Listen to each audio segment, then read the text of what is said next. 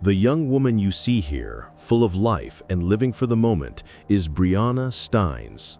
A 20-year-old, she and 3 members of her family had gathered to celebrate her birthday bash, unaware that this night, which was meant to be filled with joy and laughter, would soon turn into a nightmare. What began as a birthday party would end in a deadly ambush. It was in the early hours of January 22, 2022, around 1:30 a.m., when police received the call to a scene that would rattle Inglewood to its core. When officers arrived, they were met with pure chaos. Inside the Airbnb, several lifeless bodies lay scattered around the apartment, each one struck by multiple gunshots. The air was thick with confusion and terror as investigators tried to piece together what had happened. But as they carefully examined the evidence, one chilling fact became undeniable.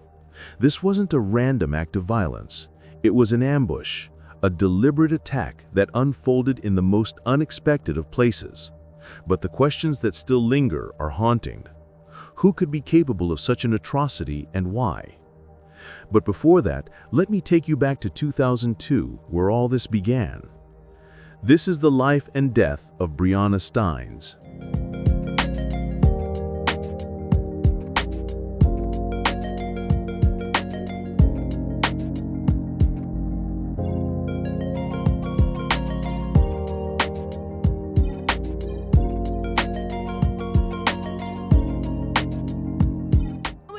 Community to say what happened.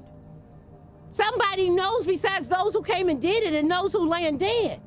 Briana Steins, known in her community as Lady Takeoff, was born on January 23, 2002 in Los Angeles, California.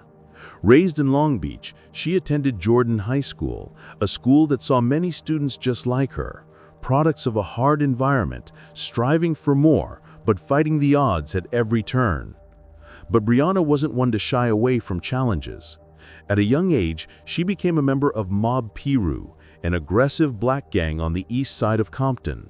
But this part of town wasn't just a place. It was a war zone, a battlefield that shaped Briana into someone who had to abandon any traditional concept of femininity to survive. In Mob Piru, the girls didn't just stay in the background. They were in the trenches alongside the men. Briana was known for her active involvement. Whether it was in fights, shootouts, or the more shadowy side of things, she was all in. But despite the tough exterior, Briana, like many in her community, had dreams. She wasn't just about gang life. She wanted to get ahead. And so, she connected with pimps, hoovers, and started working the blade on Figueroa, the infamous street known for its street life. She made her money catching dates and finessing tricks out of their pockets. As time went on, she grew more ambitious. Vegas and Oakland trips were profitable, and she was on the rise. She was also linked to theft, specifically boosting. She managed to secure a significant amount of money and even received a $17,000 PPP loan. Boosting refers to the act of stealing merchandise, often from retail stores, with the intent to resell it for profit. It's a form of shoplifting, but typically involves taking higher quantities of goods or more valuable items, sometimes by working in groups. The stolen items are then sold through various channels, such as online marketplaces, street vendors, or black markets. In some contexts, boosting can also refer to activities like stealing cars or other high-demand items for resale. But things would soon take another turn. Briana decided to stop her work on Figueroa and enrolled in UEI, hoping to become a certified nursing assistant, CNA. She was 20 years old, looking for a way out of the life that defined her youth. She wanted to turn over a new leaf, perhaps a new beginning that would set her on a different path. Around that time, Briana, along with her sister Marnisha Hamilton, began organizing a private birthday party for her. Briana had booked an Airbnb in a quiet neighborhood in Inglewood, hoping to have a peaceful and fun celebration. She invited various people, including gang members from different hoods. But that simple decision would change everything for her. A misstep in sharing the party's details would soon lead to a deadly tragedy. It was on the night of January 22, 2022, when Briana's party started to heat up. The food was ready and the music was playing. Her friends and family gathered to celebrate her turning 20. But across town, two members of the East Coast Crips, Corey Irvin and Khalil Santos, were preparing to make their deadly move. They were part of the shooter clique of the 118th East Coast Crips, an ultra-violent faction that had been making a name for themselves through their shooting rampage. Tensions between Mob Piru and the East Coast Crips had been building for months, fueled by social media posts and street beefs. As Briana and her guests enjoyed the night, Corey and Khalil were on the move, getting into their vehicle around 1 a.m. They had one thing on their minds: revenge. They parked near the Airbnb, then crept up to the house. What followed was nothing short of a nightmare. The two men approached the house and began shooting. Over 100 shots were fired in a span of seconds. They then forced their way into the house, unleashing a barrage of bullets. Briana was hit and died instantly, as did her sister Marnisha. Their friend Terrence also died on the spot.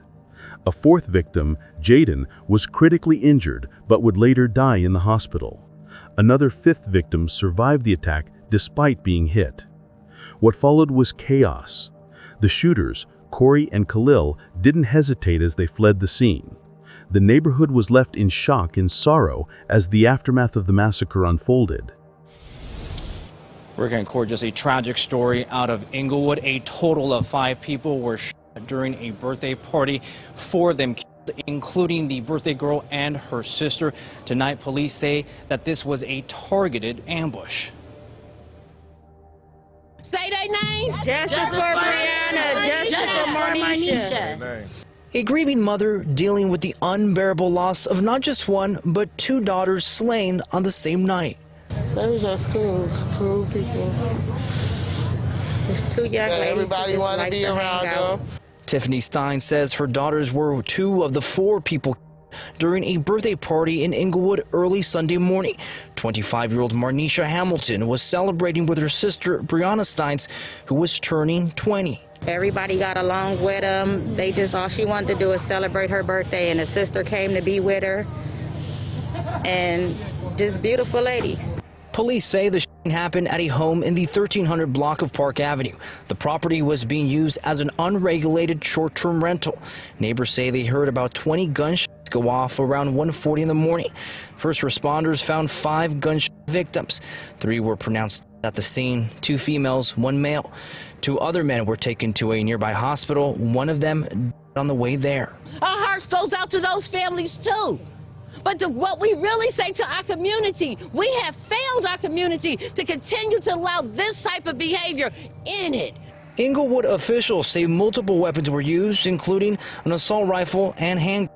The city's mayor says this is the largest number of victims in a single crime incident since the 90s. It's singular in how calculated this ambush was, and we are committed to bringing the people that committed this crime to justice. This lady lost 2 kids in a matter of minutes in one night. You know something, say something. And police say the was gang-related and are still searching for the suspects tonight. Of course, anyone with any information on this case encouraged to contact the Inglewood Police Department. Reporting live in Inglewood, Carlos Salcedo, KTLA 5 News. This wasn't just a random shooting. It was calculated, it was personal, and it was rooted in years of gang violence. Witnesses described the scene as a horror movie. The blood, the broken glass, the sounds of gunfire. It all painted a grim picture of the street life and the terrible toll it takes on those involved. Briana's life, taken far too soon, is a stark reminder of the violent world that can surround people who grow up in certain environments. In the aftermath, the community came together. Hundreds gathered to mourn the loss of 4 lives at the scene. Candles were lit along the sidewalks of Inglewood, a small tribute to the lives lost too soon. Yeah, good morning, Chris and Meg. There was a birthday party happening not far from here. I'm at Inglewood Police Department. This was along the 1300 block of Park Avenue right here in the city of Inglewood when that birthday party turned deadly. So it was Saturday night, spilled over into the early hours of Sunday morning around 1:40. And that's when neighbors in that neighborhood say that they heard about 20 fired. Authorities called to the scene. When they got there, they found that there were 5 gunshot victims. We have 3 were pronounced at the scene, 2 females, 1 male. 2 other men were taken to a nearby hospital. One of them on the way there, so that leaves 4 people at this one scene. The surviving victim indicated he is affiliated with the gang in another city. Inglewood Mayor Butts says the incident is gang-related given how it happened in an ambush-style attack and the weapons used, including a handgun and an assault rifle. Mayor Butts says this is the largest number of victims in a single crime incident since the 90s. It's singular in how calculated this ambush was, and we are committed to bringing the people that committed this crime to justice. There was a candlelight vigil yesterday held for the victims, the 2 females who were sisters. Their photos on display right there on your screen. At the vigil, 25-year-old Marnisha Hamilton was celebrating a birthday with her sister, Briana Stein, who was turning 20 years old. The mother of the sisters was at the vigil yesterday as well, in shock, barely able to speak. Now the search is on for that mother's daughter's kids. If you have any information that could help investigators lead to their arrest, please contact Inglewood PD immediately. That is the very latest out here in Inglewood. I'm Megan Tellis. Chris and Meg, I'll send it back to you in Hollywood. However, not everyone felt safe enough to speak out. Many neighbors, afraid of retaliation, stayed hidden, but one woman described the scene vividly. At first, she thought the shots were firecrackers, but soon it became clear that something much darker had occurred. We heard the shots. At first I thought it was firecrackers, but then it was like, I told my husband, this sounds like war. You can see the bullet holes all over this home on North Park Avenue. Police say the shooters had an assault rifle and at least 1 handgun. The 4 victims of the murders all had connections to gangs. 1 was affiliated with Mob Piru, 2 were tied to 135 Piru, and 1 had ties to Grave Street. These gangs, known for their deep roots in the city's underground world, had long been involved in turf wars and violent rivalries. Following the murders, it was reported that Mob Piru was allegedly making moves on a daily basis, heightening tensions within the gang community. Investigators suspected that the murders could be linked to a larger power struggle, as the gangs fought to maintain their dominance and control in the area. Police quickly identified the victims and began piecing together the events that led to the shooting. It became clear that the attack was planned. The shooters knew exactly who would be at the party, and they came with the intent to send a message. But as investigators dug deeper, they found more chilling details. Bullet casings, bloodstains, and surveillance footage all pointed to Corey Irvin and Khalil Santos. As police closed in on the suspects, the story of Briana's tragic death started to unravel in ways no one could have anticipated. As the dust settled from the chaos of the shooting, the neighborhood of Inglewood was left reeling. Briana's family and friends were devastated, unable to comprehend how such a vibrant, loving woman could be taken so violently. Her mother, Tiffany Stein, would later say that the loss of her daughter was a pain that no mother should ever have to endure. Briana had been a woman full of promise, young, determined, and caring. She had a bright future ahead, yet her life was tragically cut short by the senseless violence that ran rampant in the streets she tried so hard to escape. Her and her sister's funeral was a public outpouring of love, with many people coming together to honor the women they had lost too soon. It wasn't just a funeral, it was a celebration of her life, the life she had built despite the hardships she faced. Her family and friends mourned deeply, but found comfort in remembering her joy and her spirit. Still, there was an overwhelming question that lingered. Why? For over a year, Briana's killers remained at large. The pain of her untimely death weighed heavily on her family. That was until a breakthrough would come. In August of 2023, law enforcement officials announced the indictment of 7 members of the 118 East Coast Crips. These individuals were allegedly responsible for a spree of killings across Inglewood, Compton, and LA, with Briana's death being part of the rampage.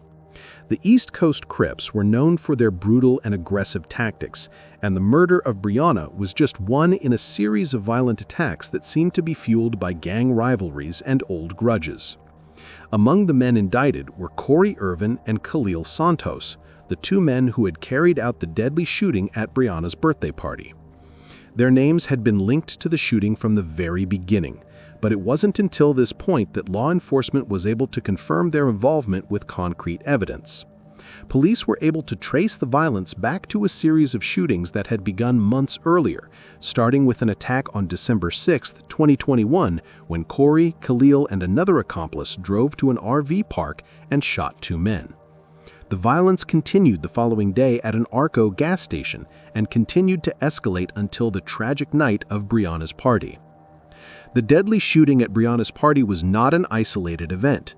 It was part of a broader, deadly conflict between Mob Piru and the East Coast Crips. The gang rivalry had been brewing for months, exacerbated by social media posts and back-and-forth threats. Briana's party had simply been the perfect setting for the East Coast Crips to send a message to their enemies. The tragic reality was that Briana and her friends, caught in the crossfire of this gang conflict, had become victims of a larger, more dangerous game. The investigation revealed that the shooters, Corey and Khalil, were part of a group within the East Coast Crips that had been carrying out similar attacks across the Los Angeles area. The shootings were part of an ongoing effort by the gang to assert their dominance and eliminate rival groups. The attack at Briana's party, however, would become one of their most infamous acts due to the sheer brutality of it and the fact that it took the lives of 4 innocent people. On August 5, 2025, Corey Irvin and Khalil Santos were sentenced to 5 consecutive life sentences without the possibility of parole for their role in the shooting spree, which included the murders of Briana, her sister Marnisha, and 2 other individuals. The judge called the crimes sickening and imposed additional sentences for other charges, including a 200-plus year sentence for Corey and 100-plus years for Khalil. Their actions had not only destroyed Briana's life, but had devastated a community already struggling with violence. Kendella Taylor was convicted of 2 counts of second-degree murder, but was acquitted on 4 additional murder charges. He has been sentenced to a prison term ranging from 30 years to life. Meanwhile, 4 other defendants are set to return to court on September 30th in downtown LA. Samaj Brown was found guilty of first-degree murder, with the jury also confirming the special circumstance allegation of murder while lying in wait for the killing of Antonio Dawson. Marvin Lanier was convicted of second-degree murder in the death of Antonio Dawson, though he was acquitted of the murders of Hector and Jose. As for Kevin Salter and Terrence Adams, jurors were unable to reach a unanimous decision on the murder charges connected to Hector and Jose, resulting in a deadlock. However, both men were convicted on lesser charges, including attempted murder and conspiracy. In the wake of the trial, the public was left grappling with the larger issue at hand: gang violence. Briana's death is a tragic example of how these gang rivalries take a toll not only on those directly involved, but also on innocent bystanders, people just trying to live their lives. Briana's story is a powerful reminder of how gang conflicts escalate and destroy lives in the process. For Briana's family, justice was bittersweet. While they knew the men responsible for her death would be punished, it did little to bring back the vibrant woman who had so much left to give. Her mother, Tiffany, expressed her grief and anger at the men who took Briana's life. Her sister, Marnisha, who had survived the shooting, found it especially hard to cope. She would be left with the haunting memory of her sister's death. And even though Briana's brother, who now honors her legacy with his clothing brand, Takeoff's Apparel, tries to keep her memory alive, nothing could fill the void left by her passing. Briana, a woman who had worked tirelessly to build a life for herself, had become entangled in the dangerous world of gang rivalries and street politics. While she had tried to distance herself from the violence, the very nature of her environment and the people she was surrounded by pulled her back into it. The social media posts, the back-and-forth taunts between rival gangs, and the constant need to prove one's loyalty to the streets, all of these factors contributed to the tragic outcome. It's easy to dismiss social media as a platform for superficial interactions, but in cases like Briana's, it serves as a powerful tool for escalating conflicts. Briana's party, which was meant to be a celebration of her life and a moment of joy, instead became a target for violence that had been brewing online. The pain of Briana's death was felt throughout her community. Friends, family, and even people who barely knew her came together to mourn her loss and say goodbye. Despite the tragedy that befell her, Briana's legacy lives on in the lives of those who loved her. Her family is determined to keep her memory alive. She may have been taken too soon, but her story is far from over. What do you think about it? Let us know in the comments below. And if you found this story intriguing, please like, share, and don't forget to subscribe for more stories like this.